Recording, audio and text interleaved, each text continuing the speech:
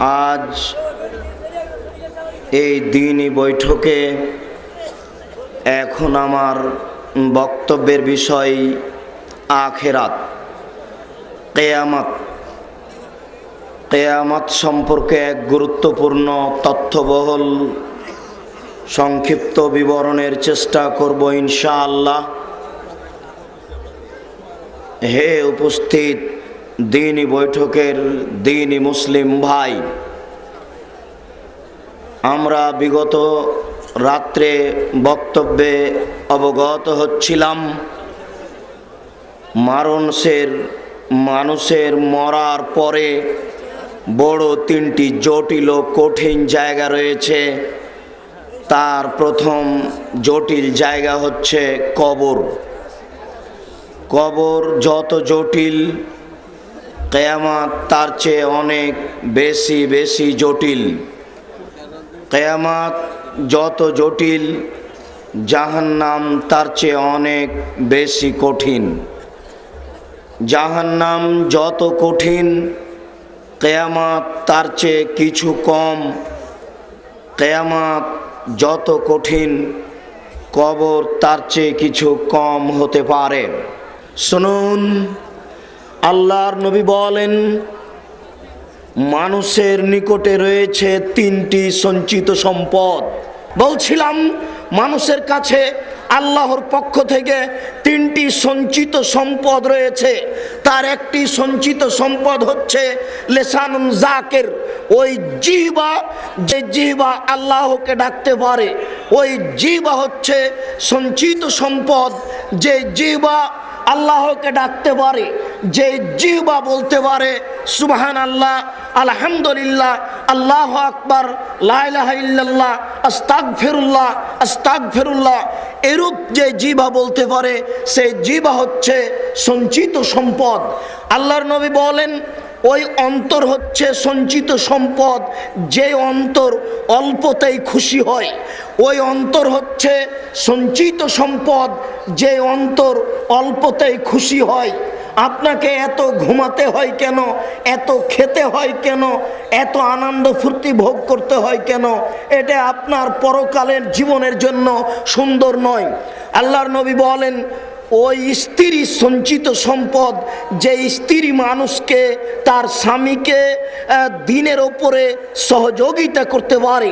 ওই স্ত্রী সঞ্চিত সম্পদ, যে স্ত্রী তার স্বামীকে দিনের ওপরে সহযোগিতা করতে পারে।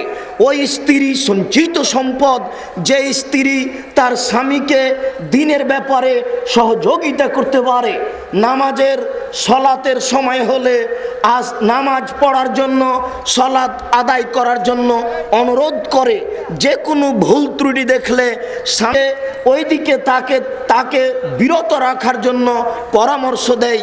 এ হচ্ছে সঞ্চিত সম্পদ। আমি বলছিলাম, আপনার মুখখান আল্লাহর পক্ষ থেকে একটা সঞ্চিত সম্পদ, একে আপনি মূল্যায়ন করুন।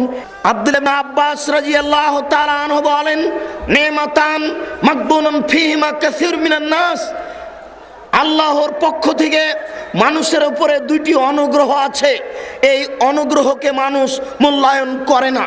আল্লাহর পক্ষ থেকে মানুষের উপরে দুইটি অনুগ্রহ আছে, এই অনুগ্রহকে মানুষ মূল্যায়ন করে না।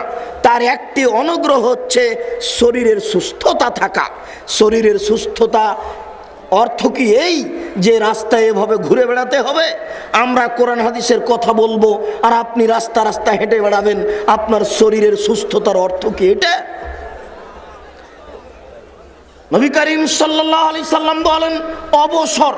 আপনি একটু অবসর পেয়েছেন, বাড়ি থেকে 2 দিনের সফরের জন্য এখানে এসেছেন, এটা আপনার জীবনে একটা অবসর। আল্লাহ তাআলা বলছেন, ফাইদা ফারাগতা ফানসাব ওয়া ইলা রাব্বিকা ফারগাব। মুহাম্মদ সাল্লাল্লাহু আলাইহি সাল্লাম, যখনই আপনি অবসর পাবেন, তখনই আপনি ইবাদত বান্দিকে লেগে পড়ুন। আপনি এসেছেন এখানে ইবাদতের জন্য, আর সারা দিন বাজার ঘুরে বেড়াচ্ছেন, রাস্তা ঘুরে বেড়াচ্ছেন। ধর্মকে পাগল পেয়েছেন নাকি?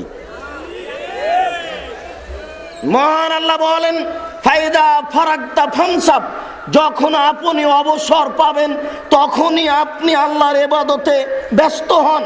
সুবহানাল্লাহ বলুন, আলহামদুলিল্লাহ বলুন, আল্লাহু আকবার বলুন, লা ইলাহা ইল্লাল্লাহ বলুন। আর আপনারা এই 2 দিনের অবসর নিয়ে এসে কেউ আছেন ঘুমিয়ে, কেউ আছেন রাস্তায়, কেউ আছেন হোটেলে। এটা আমার বুঝে আসে না। এগুলো নয়, এইভাবে আল্লাহকে সন্তুষ্ট করা যাবে না, এটা ভুল পরিকল্পনা। নবী করিম সাল্লাল্লাহু আলাইহি সাল্লাম বলেছেন, সবচেয়ে অপছন্দ জিনিস ওটাই যেটা মানুষ পেটে রাখে। সবচেয়ে অপছন্দ জিনিস ওটাই যেটা মানুষ পেটে রাখে। সবচেয়ে খারাপ জিনিস ওটাই যেটা মানুষ পেটে রাখে। মানুষকে যদি খেতেই হয় তাহলে 3 ভাগের 1 ভাগ হিসাব করে খেতে হবে। 1 ভাগ খালি থাকবে, 1 ভাগ পানির জন্য থাকবে, 1 ভাগ খাওয়ার জন্য থাকবে। দেখছি শুধু সারা দিনই বাজারে হোটেলে বসে আছেন, এটা হয়? দেখেন, শ্বাস বন্ধ হলে পাপ ঠেকানো যাবে না। হাত থেকে ঢেল ছুটে গেলে যেমন ঢেল ধরা যায় না, শ্বাস বন্ধ হয়ে গেলে তেমন পাপকে ঠেকানো যাবে না। অতএব শ্বাস বন্ধ হওয়ার পূর্বেই পাপ ঠেকানোর চেষ্টা করুন।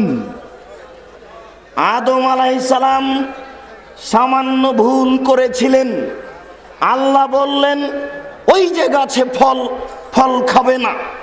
জান্নাতে হারাম ফল আছে এ কথা নয়, গাছের ফল হারাম এটাও নয়। আসলে আল্লাহ দেখছেন আদম আমাকে মানেন কিনা, তাই আল্লাহ বললেন গাছের ফল খেও না। চট করে ইবলিস এসে বলছে, আমি খুব ভালো মানুষ, আমি আপনার সহযোগী, আপনি আমার উপদেশ শুনুন, আপনি ফল খান, আপনার জন্য ভালো হবে। ইবলিসের এই অত্যাচারে স্বামী স্ত্রী পরামর্শ করতে করতে এক পর্যায়ে ফল খেয়ে ফেলেছে। যখন ফল খেয়ে ফেলেছেন আল্লাহ বললেন, এই যে ভুল হয়ে গেল। এই যে ভুল বুঝতে পেরে, এই যে আদম আলাইহিস সালাম ভুল বুঝতে পেরে বলতে লাগলেন, রব্বানা যালামনা আনফুসানা ওয়া ইল্লাম তাগফির লানা ওয়া তারহামনা লানাকুনান্না মিনাল খাসিরিন। প্রতিপালক, আমরা 2 জন স্বামী স্ত্রী ভুল করেছি, অন্যায় করেছি, অপরাধ করেছি।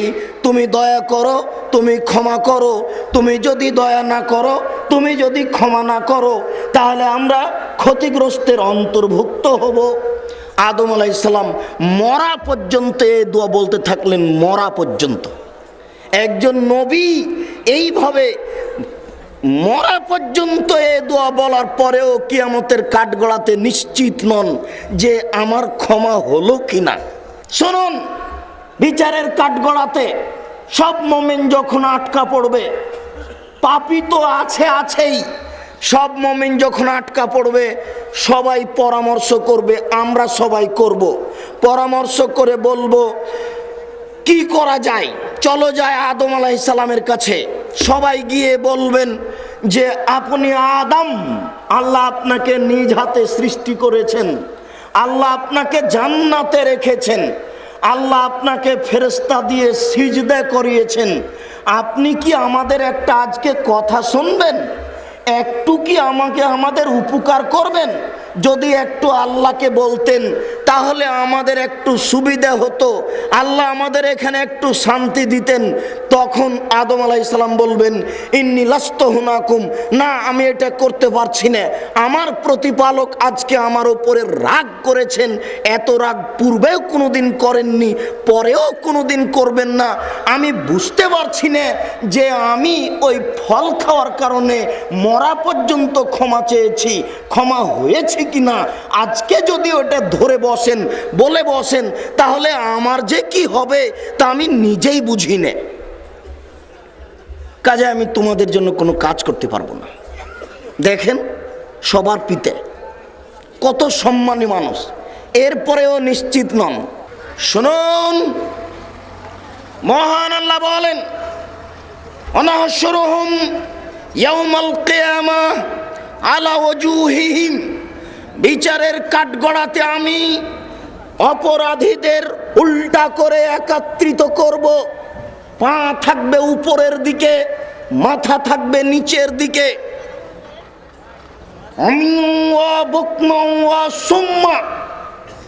বধির করে, অন্ধ করে, বোবা করে, বিচারের কাঠগড়াতে একত্রিত করব। বিষয়টি ভাবুন, আল্লাহ মানুষের প্রতি কিয়ামতের মাঠে কত অসন্তুষ্ট থাকবেন। আল্লাহ বলছেন, আমি তাদেরকে উল্টা করে বিচারের কাঠগড়াতে একত্রিত করব, বধির করে, বোবা করে, অন্ধ করে। চোখে দেখবে না, কানে শুনবে না। এরপরে আল্লাহ তাআলা বলছেন, মাওয়াহু জাহান্নাম, তাদের থাকার জায়গা করব জাহান্নাম। কুল্লামা খাবাত জিদনাহুম সাইরা, তাদের উপরে জাহান্নামের আগুন যদি নিস্তেজ হয়ে যায়, তাহলে যতবার নিস্তেজ হবে ততবার আমি জাহান্নামের আগুনকে সতেজ করে তুলব। বোঝা যাচ্ছে জাহান্নামের আগুন সময়ে সময়ে নিচে চলে যাবে, কমে যাবে। যদিচ আল্লাহ তাআলা বলেছেন জাহান্নামের খড়ি হবে মানুষ ও পাথর। জাহান্নামে কয়লা থাকবে না, কাঠ থাকবে না, মানুষই হবে জাহান্নামের খড়ি, মানুষই হবে জাহান্নামের কাঠ।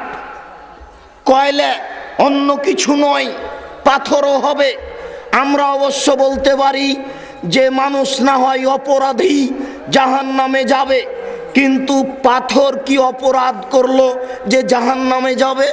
পাথর অপরাধের কারণ হচ্ছে সেই কাল থেকে নিয়ে কিয়ামত পর্যন্ত যত মাটি ও পাথর দিয়ে ছবি মূর্তি তৈরি করা হয়েছে হবে, সমস্ত ছবি মূর্তিকে জাহান্নামে দিয়ে যারা মূর্তি তৈরি করেছে তাদেরকে আল্লাহ অপমান করে বলবেন, এই দেখ তোকেও জাহান্নামে দিলাম, তুই যাকে সম্মান করছিলি তাকেও দিলাম ঠেকা দেখে।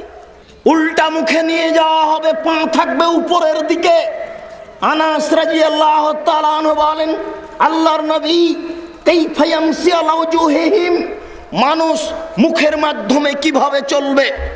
আল্লাহর নবী বললেন, শোনো, আল্লাযী কাদিরুন আইমশি আলা আরজালিহিম ওয়াহুম কাদিরুন আইমশি আলা ওয়াজুহিহিম, যে আল্লাহ আজকে মানুষকে পায়ের মাধ্যমে চালাতে সক্ষম, বিচারের কাঠগড়াতে সেই আল্লাহ তাকে মুখের মাধ্যমে চালাতে সক্ষম।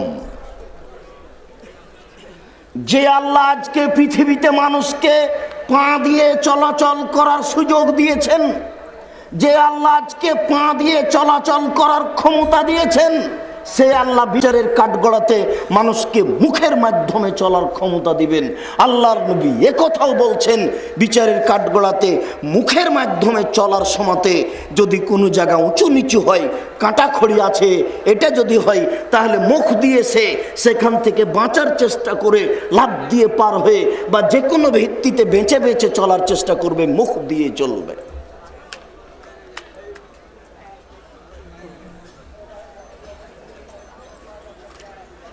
মহান আল্লাহ বলেন,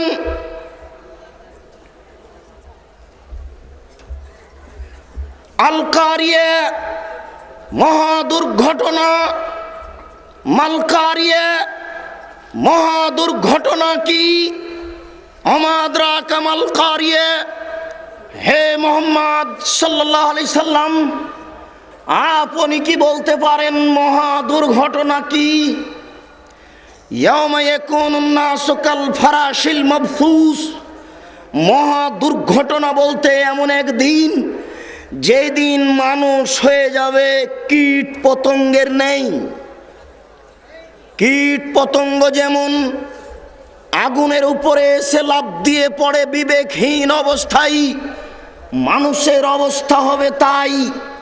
অতাকুনুল জিবালু কালেহনিল মানফুস, সেই দিন পাহাড়গুলি হবে ধ্বনিত তুলার নেই।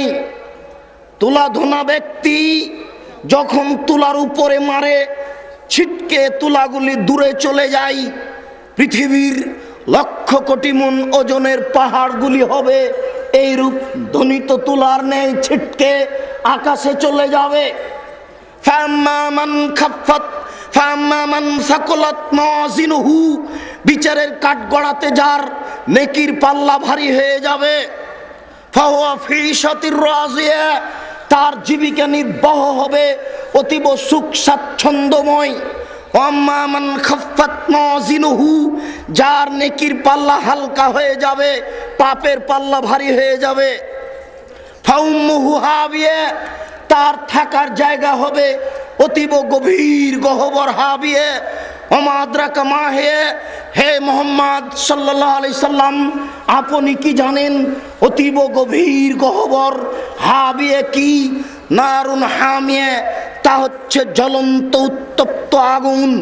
মহান আল্লাহ বলেন, ইযা যুলজিলাতিল আরযু জিলজালাহা, শামসু কুব্বিরাত, যেই দিন সূর্যকে আলোহীন করে দেওয়া হবে। ওয়াইদান নুজুমুন কাদারাত, যেই দিন তারকাগুলিকে ছিন্ন ভিন্ন করে, টুকরা টুকরা করে, খান খান করে আলোহীন করে দেওয়া হবে। ওয়াইজাল জিবাল সুইরাত, যেই দিন পৃথিবীর সাগরের পাহাড় সমূহকে আকাশে চলমান করে দেওয়া হবে। ওয়াইদাল ইশার উত্তেলাত, যেই দিন 10 মাসের পেট পূর্ণ উটনিগুলিকে ছেড়ে দেওয়া হবে। এই বাক্য আরবদের লক্ষ্য করে বলা হয়েছে। কিয়ামত যেদিন সংঘটিত হবে, সেই দিন মানুষ তার প্রিয় বস্তুকে ছেড়ে দিবে। সৌদি আরবের লোকের প্রিয় বস্তু হচ্ছে ওই উটনি, যেই উটনির পেটে বাচ্চা আছে, এটাই তাদের সবচেয়ে দামি বস্তু।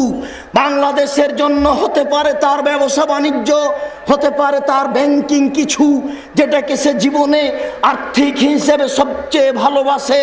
মহান আল্লাহ বলেন, ওয়াইদাল ইশার উত্তেলাত, যেই দিন মানুষ তার 10 মাসের পেট পূর্ণ উটনিগুলিকে ছেড়ে দিবে, প্রয়োজন মনে করবে না।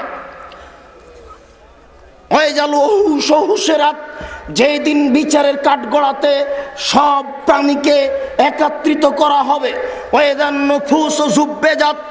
যেই দিন আত্মা সমূহকে দেহের সাথে জড়িয়ে দেওয়া হবে, সমস্ত আত্মাকে দেহের সাথে জড়িয়ে দেওয়া হবে। সেই দিন অবস্থা কি হতে পারে? ওয়াইজাল মাউউদাতু সুইলাত বিআইয়িদামবিম কুতিলাত ওয়াইজাল বিহারু ফুজ্জিরাত, যেই দিন সমুদ্রে আগুন লেগে যাবে। সমুদ্রে আটলান্টিক মহাসাগরে, ভারত মহাসাগরে, আরব মহাসাগরে আগুন লেগে যাবে। নিচে থেকে আগুন বের হবে, আগুন লেগে সমস্ত সমুদ্রের পানি শেষ হয়ে যাবে। আশ্চর্য! এসব কোরআনের আয়াতের বাস্তব ব্যাখ্যা আপনাকে দেওয়া খুব কঠিন আছে। শুনুন, ওয়াইজাল মাউউদাতু সুইলাত, যেদিন জীবিত পুঁতে দেওয়া বাচ্চাকে জিজ্ঞাসা করা হবে, বলো তো বাচ্চা, তোমাকে কোন অপরাধে হত্যা করা হয়েছে? আল্লাহর নবী বলেছেন, আল আজলো আল ওয়াইদুল খাফিয়া, সন্তান নিব না বলে সুখী সংসারের আশায়, সন্তান নিব না বলে সুখী সংসারের আশায় যত পথ পন্থা অবলম্বন করা হয়েছে, এই শুক্রকীটকে বিচারের কাঠগড়াতে বলা হবে, বলো তো শুক্রকীট, তোমার পিতামাতা তোমাকে কেন নষ্ট করেছে? কোন অপরাধ করেছিলে তুমি? যেই বাচ্চাকে জীবিত মাটিতে পুঁতে দেওয়া হয়েছে, সেই বাচ্চাকে বিচারের কাঠগড়াতে জিজ্ঞাসা করা হবে, বলো তো বাচ্চা, তোমার পিতামাতা তোমাকে কোন অপরাধে মাটিতে পুঁতে দিয়েছে? এটা বাস্তব। এক সময় মানুষ তার মেয়েকে মাটিতে পুঁতে দিত। তাই আল্লাহ তাআলা বলেন, ওয়াইদা বুশশিরা আহাদুহুম বিল-উনসা যাল্লা ওয়াজহুহু মুসআদ্দান ওয়া হুয়া কাযীম ইয়াতাওয়ারা মিনাল কওমি মিন সুই মা বুশশিরা বিহি আয়ুমসিকুহু আলা হুনিন আম ইয়াদুসসুহু ফিত-তুরাব। যেদিন পিতাকে বলা হতো তোমার মেয়ে সন্তান জন্ম নিয়েছে, বলার সাথে সাথে পিতার মুখখান কালো হয়ে যেত। সে চিন্তা করত, কি করি? মানুষ সমাজে যেত না, লুকিয়ে থাকতো, লজ্জা করত যে মেয়ে যদি রেখে দিই অপমান সুনিশ্চিত, মেয়ে যদি রেখে দিই অপমান সুনিশ্চিত, বড় হবে বের হয়ে যাবে, আমাকে অপমান হতে হবে, অনেক ঝামেলা আমার উপরে চেপে আসবে। আর যদি মাটিতে পুঁতে দিই তাহলে বালাই চলে গেল। মানুষ মেয়েদেরকে মাটিতে পুঁতে দিত, মূল্যায়ন করতো না। নারীদের দাম সেই কাল থেকেই মানুষে দেয়নি, মুসলমান দিয়েছে, আল্লাহর নবী দিয়েছেন। হিন্দুরা আজও নারীদের দাম দেয় না।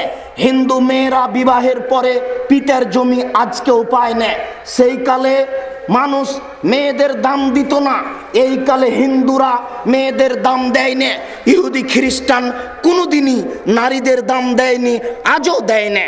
যদি কোনো ইহুদি মেয়ের, যদি কোনো খ্রিস্টান মেয়ের ঋতু হয়, তাহলে তার স্বামীরা বলে, ছি ছি ছি, তুমি পচে গেছো, তুমি বাড়ির পিছন দিকে থাকো, তুমি বিছনায় স্পর্শ করো না, তুমি পাতিল স্পর্শ করো না, তুমি প্লেট স্পর্শ করো না। তাহলে তারা নারীদেরকে ঘৃণা করে, হিন্দু নারীদের ঘৃণা করে, ইহুদি নারীদের ঘৃণা করে, খ্রিস্টান নারীদের ঘৃণা করে। আর অতীতের লোকেরা নারীকে জীবিত মাটিতে পুঁতে দিত।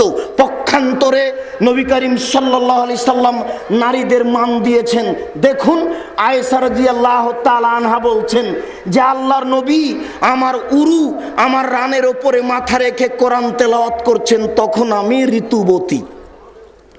এই বাক্য আপনাকে আমি কি দিয়ে বুঝাই?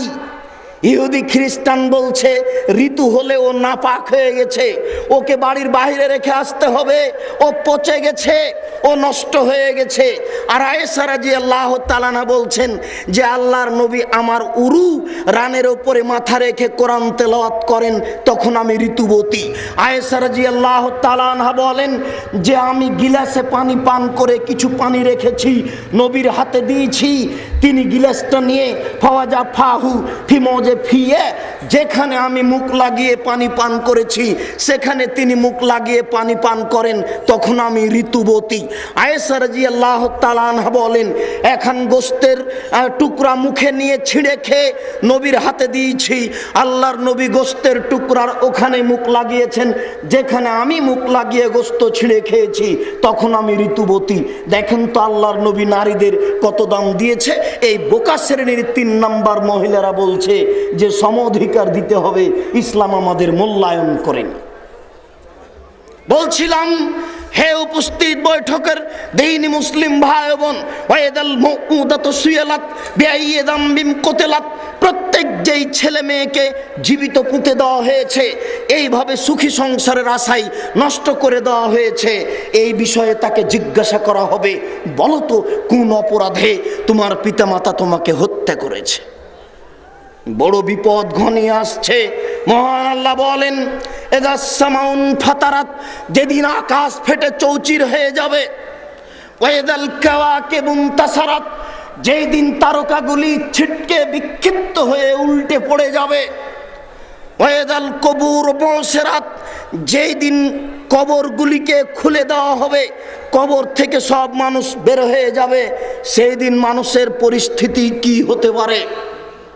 আমি আপনাকে কিয়ামতের বাস্তব রূপ দেখাতে আসলেই অক্ষম, তবু আমি যতটুকু পারি আমি সামান্য পেশ করে আপনাকে আমি কিয়ামতের বাস্তব রূপ দেখানোর চেষ্টা করছি। মহান আল্লাহ বলেন ইয়াউমা তারাউনাহা তাজহালু কুল্লু মুরজিয়াতিন আম্মা আরজাত, সেই দিন তুমি দেখবে নারীদেরকে যারা তাদের বাচ্চাকে দুধ পান করাচ্ছিল, দুধ পান করানো বাচ্চা থেকে ভুলে যাবে, কখন তার দুধের বাচ্চা কোল থেকে পড়ে যাবে সে বুঝতে পারবে না।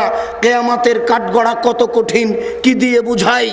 মহান আল্লাহ বলেন যেসব মহিলার পেটে বাচ্চা আছে, তাজাও কুল্লু জাত হামলিন হামলাহা, যেসব মহিলার পেটে বাচ্চা আছে কখন তার বাচ্চা প্রসব হয়ে যাবে সে নিজেই বুঝতে পারবে না।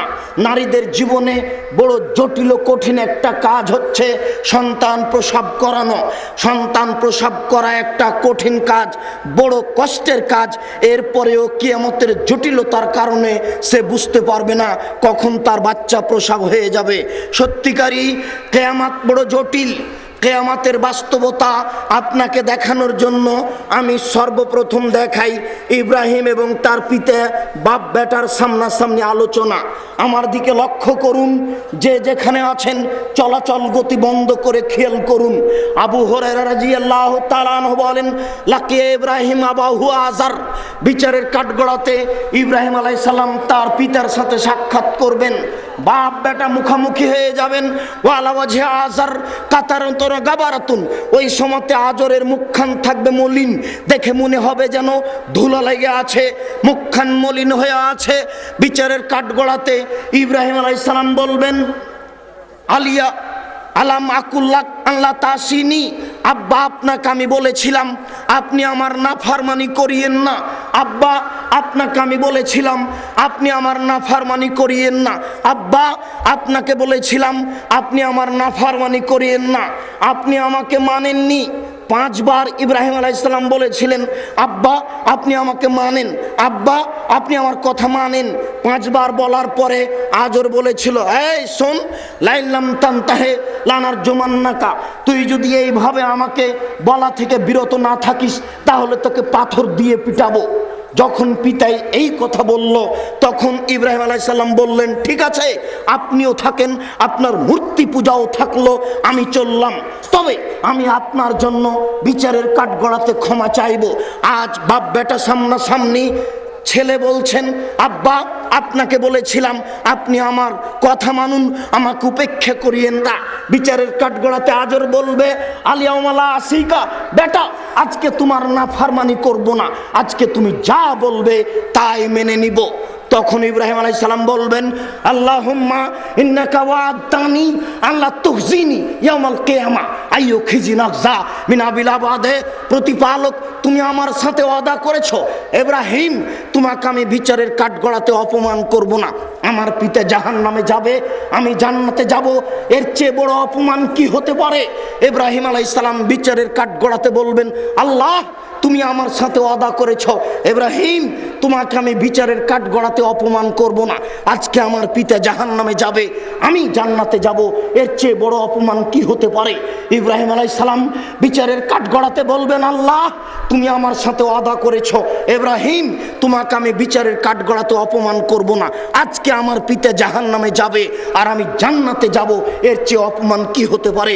ওই সময়তে আল্লাহ বলবেন, ইব্রাহিম ইন্নী হারামতুল জান্নাত আলাল কাফিরিনা, যারা আমার নবীকে মানেনি আমি তাদের জান্নাত দেব না।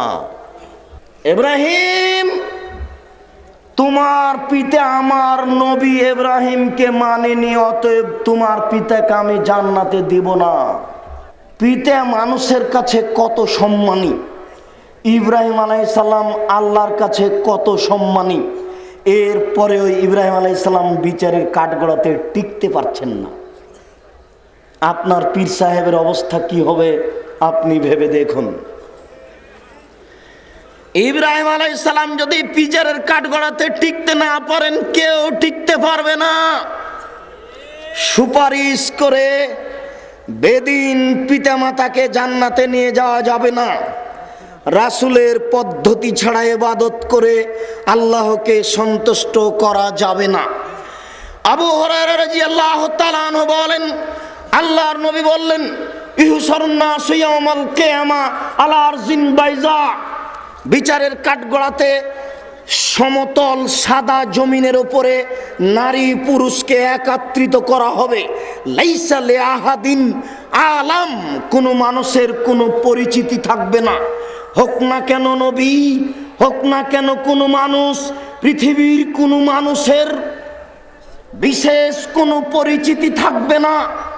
আল্লাহর নবী বলেন, ইহসারুন নাসু ইয়াউমাল কিয়ামা হুফাতান ওরাতান গোরলান, বিচারের কাঠগড়াতে নারী পুরুষকে একত্রিত করা হবে উলঙ্গ করে। কারো পরনে কাপড় থাকবে না, কারো খাতনা দেওয়া থাকবে না, মুসলমানি দেওয়া থাকবে না, কারো পায়ে জুতা থাকবে না, খালি পায়ে খাতনাবিহীন নগ্ন করে বিচারের কাঠগড়াতে একত্রিত করা হবে। আয়েশা রাদিয়াল্লাহু তাআলা আনহা বলে বসলেন, আল্লাহর নবী, আর রিজাল ও নিসাও জামিয়া এনজুর বাজুম ইলা বাজিন, কথা কেমন হলো? নারী পুরুষ একত্রিত হয়ে নগ্ন হয়ে বিচারের কাঠগড়াতে উঠবে, এক অপরের দিকে তাকিয়ে দেখবে, কেমন মনে হয়? আল্লাহর নবী বলছেন, আয়েশা আলামরা আসাদ্দু মিন যালিক আইয়ানজুরা বাজুম ইলা বাজিন, সমস্যার চেয়ে অনেক জটিল, সমস্যার চেয়ে অনেক কঠিন যে কেউ কারো দিকে তাকিয়ে দেখবে। তাহলে আল্লাহর নবী আয়েশা রাদিয়াল্লাহু তাআলা আনহাকে কিয়ামতের বাস্তব বুঝাতে অস্পষ্ট হচ্ছে কিয়ামত কত জটিল। আয়েশা তোমাকে আমি কি দিয়ে বুঝাই? বিচারের কাঠগড়াতে এত জটিলতা মানুষের উপরে নেমে আসবে যে মানুষ কে কাপড় পরে আছে আর কে কাপড় পরে নেই এটা বোঝা যাবে না, বা কেউ বুঝার চেষ্টা করবে না। আল্লাহর নবী বলছেন ফা আউয়াল রাজুলিন ইউকসা ইব্রাহিম, বিচারের কাঠগড়াতে সর্বপ্রথম যাকে কাপড় পরানো হবে তিনি হবেন ইব্রাহিম আলাইহিস সালাম। তাহলে বোঝা যাচ্ছে আমাদের নবী কাপড় পরবেন তারপরে, এবং বোঝা যাচ্ছে যে নবী গণ বিচারের কাঠগড়াতে নগ্ন হয়ে উঠবেন, নবীর পরনেও কাপড় থাকবে না। অবশ্য বিচারের কাঠগড়ার কথা আল্লাহর নবী একটা বলেছেন যে কারো ছেলে মেয়ে যদি বাল্য অবস্থায় মারা যায়, এই জন্য তো আপনাদের আমি বলি ছেলে মেয়ে একটু বেশি করেন। একটা ছেলে একটা মেয়ে নেওয়াতে ইহকালেও লস আছে, পরকালেও লস আছে। ছেলে মেয়ে যদি দুইটা হয় মাত্র তাহলে টাকা কম হবে, ছেলে মেয়ে যদি বেশি হয় তাহলে টাকা বেশি হবে। 5টা ছেলে চাকরি পাবে, অনেক টাকা ইনকাম করবে। নইলে রাস্তায় যদি কাজ করে 5টা ছেলে কাজ করবে, অনেক টাকা ইনকাম হবে। ছেলে মেয়ে বেশি হলে টাকা বেশি হবে, প্রযুক্তি বেশি হবে, দুনিয়া উপার্জনের কলা কৌশল বেশি হবে। তাহলে ছেলে মেয়ে বেশি হলে টাকা বেশি হলো, বিচারের কাঠগড়াতে কি লাভ আছে? আল্লাহর নবী বলছেন যে সব ছেলে মেয়ে যুবক হওয়ার আগে মারা গেছে, ওরা বিচারের কাঠগড়াতে পিতার মায়ের কাপড় ধরে নিয়ে বলবে আল্লাহ তুমি আমার পিতা মাতাকে আগে জান্নাতে দাও তারপরে আমি, আল্লাহ তুমি আমার পিতা মাতাকে আগে জান্নাতে দাও তারপরে আমি। এই যে বোঝা যাচ্ছে যে পিতা মাতার পরনে কাপড় থাকবে, তাহলে মানুষকেও এক পর্যায়ে কাপড় পরানো হবে। এখানে যেটা আপনাকে আমি বললাম সেটা হচ্ছে এই ছেলে মেয়ে যদি আপনার 2টা হয় মাত্র, তাহলে কয়টা মরে আর কয়টা থাকে? আপনাকে যদি জিজ্ঞাসা করি আপনারা কয় ভাই বোন, তাহলে বলবেন 10-12 ভাই বোন, 2-4টা মারা গেছে, 5-6 জন আছি, এ কথা বলবেন। আর যদি বলি আপনার ছেলে মেয়ে কয়টা, তাহলে বলবেন 1 ছেলে 1 মেয়ে। এরপরেও আপনার স্ত্রী ফকিরকে ভিক্ষা দিতে পারে না। আমি যদি মেহমান যাই তাহলে আপনার স্ত্রী নাক সিটকানি দেয়, কি করে রান্না করি, এগুলো ঝামেলা। আপনার স্ত্রী একটা মেয়ের একটা ছেলের ঝামেলা বহন করতে পারে না, অথচ আপনার মা ঢেঁকিতে ধান ভেঙে ভাত রান্না করত।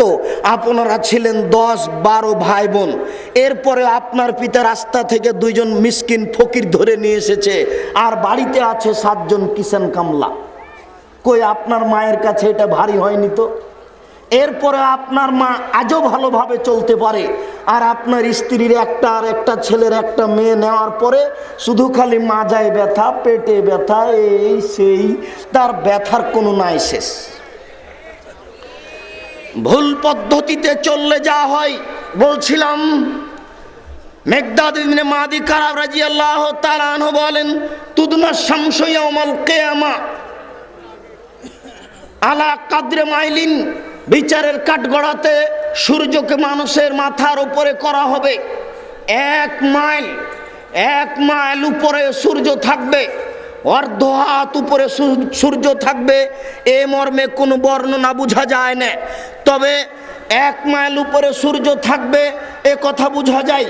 আল্লাহর নবী বলছেন একুনুন নাস ইয়াউমাল কিয়ামা ফিল আরাকে আলা কাদরি আমালিহিম, মানুষ বিচারের কাঠগড়াতে তার ঘামের মধ্যে থাকবে পাপ অনুযায়ী। মানুষ বিচারের কাঠগড়াতে ঘামের মধ্যে থাকবে পাপ অনুযায়ী। অমিনহুম মায়াকুনু ইলা কাবাইহি, কারো ঘাম হবে পায়ের টাকনু পর্যন্ত। অমিনহুম মায়াকুনু ইলা রুকবাতাইহি, কারো ঘাম হবে হাঁটু পর্যন্ত। অমিনহুম মায়াকুনু ইলা হাকওয়াইহি, কারো ঘাম হবে এই আপনার কোমর পর্যন্ত। অমিনহুম মায়াকুনু ইলা কুকাতেহি, আর কারো ঘাম হবে এই কান পর্যন্ত, নাক পর্যন্ত। তাহলে মানুষের শরীর থেকে ঘাম বের হয়ে, হাদিস তো বুখারী মুসলিমের, শরীর থেকে ঘাম বের হয়ে কান পর্যন্ত ঘাম হয়ে যাবে। আপনাকে আমি কি দিয়ে বুঝাই বিচারের কাঠগড়া কত জটিল। কিভাবে বললে আপনাকে আমি বুঝাতে পারবো, কি ভাষায় বললে আপনাকে আমি আগ্রহী করতে পারবো, আমি এটা বুঝতে পারছি না। তবু আমি আপনাকে বলার চেষ্টা করছি, যদি আপনি কিছু আগে আসেন, যদি আপনার অন্তরে ভয় আসে, তাহলেই হয়তোবা আপনি কিয়ামতকে ভয় করে আল্লাহকে ডাকতে পারবেন। আবু হুরায়রা রাদিয়াল্লাহু তাআলা আনহু বলেন, আল্লাহর নবী বলেছেন, ইহশারুন নাসু ইয়াউমাল কিয়ামা আলা সালাসে তারায়েক, বিচারের কাঠগড়াতে নারী পুরুষকে তিনটি পদ্ধতিতে একত্রিত করা হবে। রাগেবিনা রাহেবিনা, এক শ্রেণীর মানুষ হবে যারা জাহান্নাম থেকে ভয় করে, যারা জান্নাত পাওয়ার আশা করে। যারা জাহান্নাম থেকে ভয় করে, জান্নাত পাওয়ার আশা করে। জান্নাত বড় জিনিস, আপনাকে আমি কি দিয়ে বুঝাই?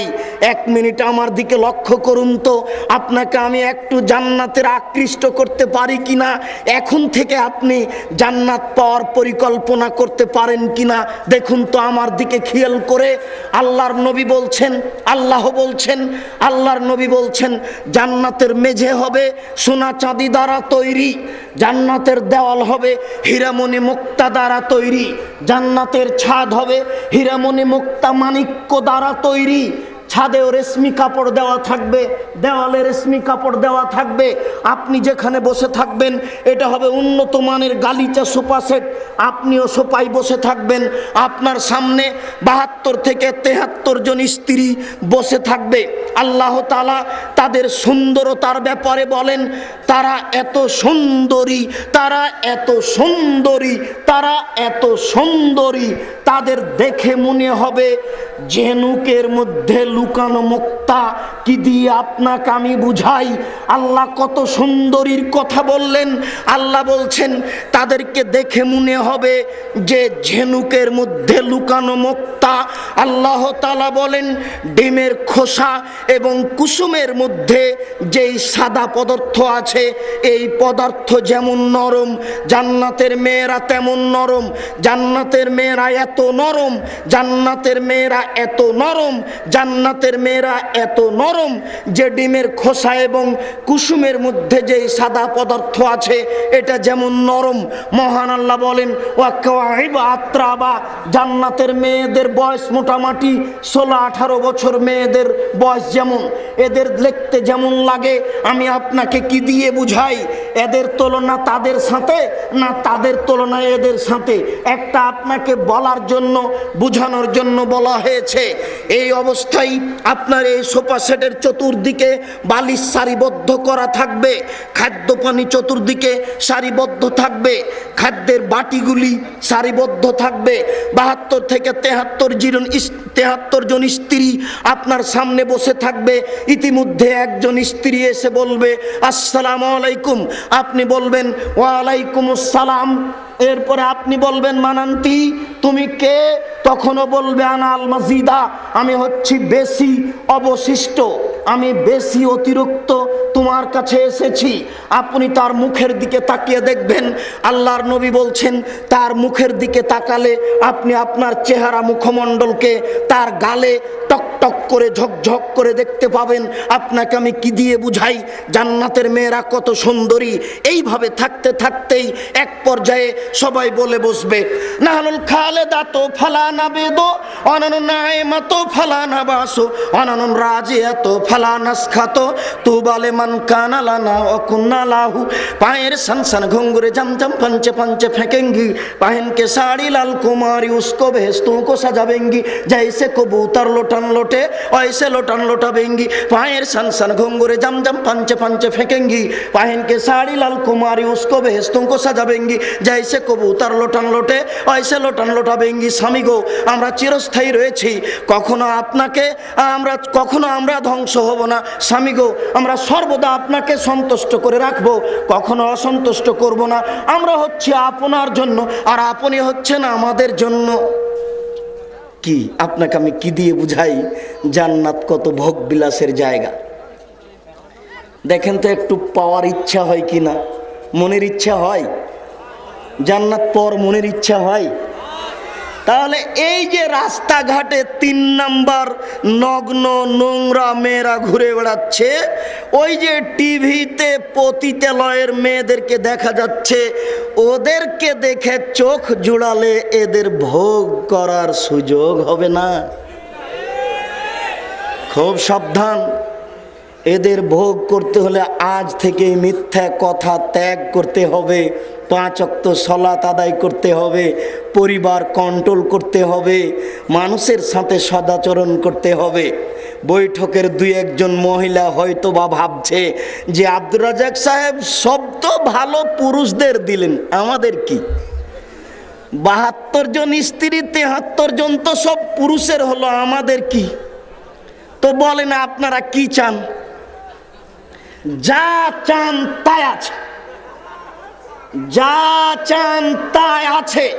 আল্লাহ তাআলা নারী পুরুষের জন্য জান্নাত করেছেন এমন জায়গা যেখানে মানুষের কোনো অসুবিধা নেই, শুধু সুবিধা আর সুবিধাই। অতএব আপনার মনে যেটা চাচ্ছে সেটাই পাবেন, মনে যেটা চাচ্ছে সেটাই পাবেন, যত চাই মনে। নিরাশা হবেন না, নিরাশার কিছু নেই। আল্লাহর নবী বলেন, এক শ্রেণীর মানুষ বিচারের কাঠগড়াতে থাকবে, ইসনানে আলা বাইরিন ওয়া সালাসা আলা বাইরিন ওয়া আরবা আলা বাইরিন ওয়া আশারা আলা বাইরিন। এক উটের উপরে থাকবে 2 জন, এক উটের উপরে থাকবে 3 জন, এক উটের উপরে থাকবে 10 জন, কোন উটের উপরে থাকবে 4 জন। এইভাবে হবে। এর পরের বিষয়টি খুব জটিল, দেখুন। এরপরে আল্লাহর নবী বলছেন,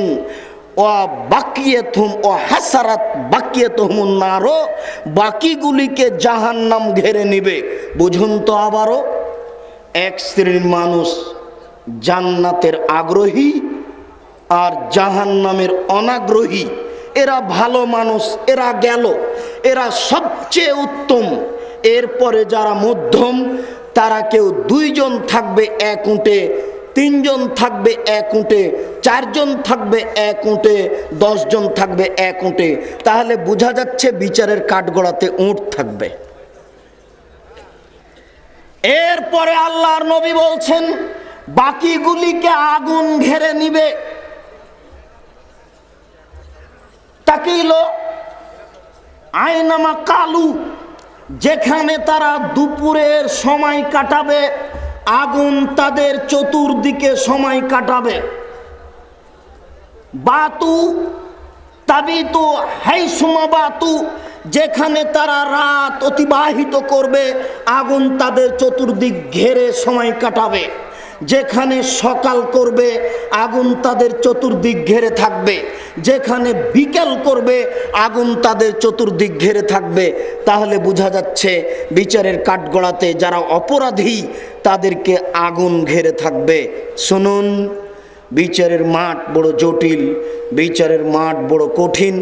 বিচারের মাঠে মানুষ অন্ধকার অবস্থায়, খুব অন্ধকার অবস্থায় থাকবে, মনে হবে যেন একেবারে অন্ধকার রাত। আবার মানুষ দৌড়িয়ে আদম আলাইহিস সালামের কাছে যাবে। কোনো সময় মানুষকে কাপড় পরানো হবে, কোনো সময় মানুষ আল্লাহর সামনাসামনি মুখামুখি কথা বলবে। বিচারের কাঠগড়া খুব জটিল ও কঠিন জায়গা। শুনুন, আল্লাহকে সন্তুষ্ট করার উদ্দেশ্যে সময় কাটান, জান্নাত পাওয়া যাবে। কিয়ামতকে ভয় করেন, কবরকে ভয় করেন, একাই কেঁদে আল্লাহকে সন্তুষ্ট করার চেষ্টা করুন।